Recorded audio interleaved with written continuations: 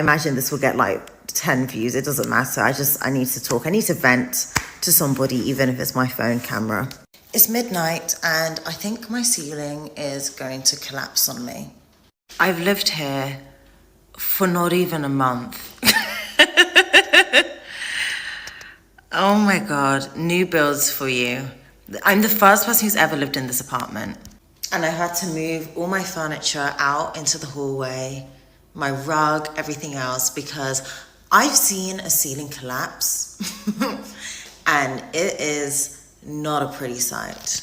To add more context, they're still building the apartment above mine, okay? And I've said to them, from the day I moved in, there's water damage, the ceiling's probably going to collapse. You guys need to go in and reseal the piping. Because there's underfloor heating, right? So it's very clear, well, it's not super clear, I'm no expert, but I imagine the pipes the hot water runs through that heats up the floors, I imagine that hasn't been sealed properly. And they're like, no problem, listen, Miss Lady, it's not a problem. In a couple of days, we come down, we really paint, no problem. When the roof goes on, no problem, no more leak. The roof is on. The roof is on, the flooring is laid, they're installing the kitchen upstairs, okay? I've gone in and opened the door and looked around the apartment they're building. You need to rip up the floor. Are you sick? Like, my 300-pound rug is already damaged, okay? Like, please, just fix the fucking piping. I don't know. Like, the construction guys are still there. It's not like, oh, I've been here for 6 months and it's really long because they're going to have to, you know, get the residents moved out. Nobody lives in the building, in the apartment above me. Nobody's there. There's not even a kitchen. There's not even a toilet in there. There's not even a bath or shower. All there is pipes running between the floors and underground heat. I'm just so, I'm so stressed. Anyways, this is probably the least interesting thing you've seen on TikTok today.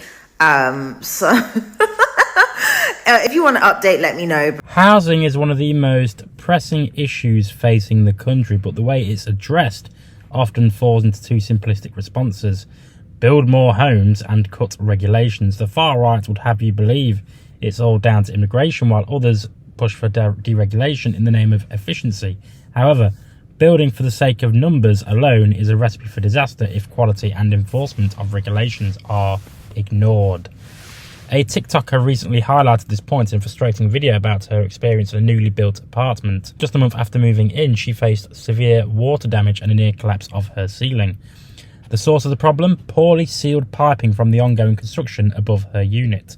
Despite repeatedly raising concerns, the builders brushed them off, leaving her stressed and with expensive repairs looming. The incident isn't just an isolated story, it underscores the vital importance of regulation in housing construction and, crucially, the enforcement of those regulations. It's one thing to have rules on paper, but they are meaningless if not applied and monitored by councils or local authorities. Without this oversight, cutting corners becomes all too easy for developers chasing deadlines or profit margins, leaving tenants or homeowners to pick up the pieces, both literally and financially.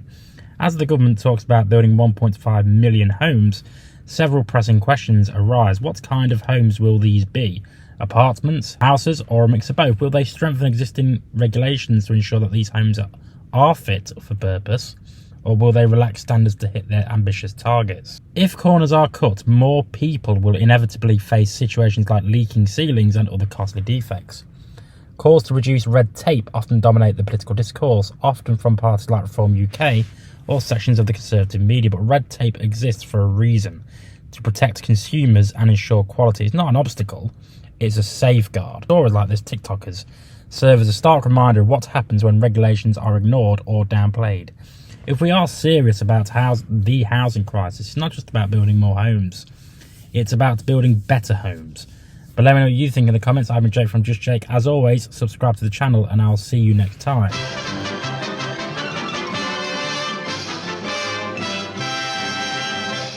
You actually made it to the end of the video. If you would like to subscribe to the channel, which, why haven't you already, is somewhere over there. And also, if you want to watch more videos, also check out over there. I've been Jake from Just Jake. See you later.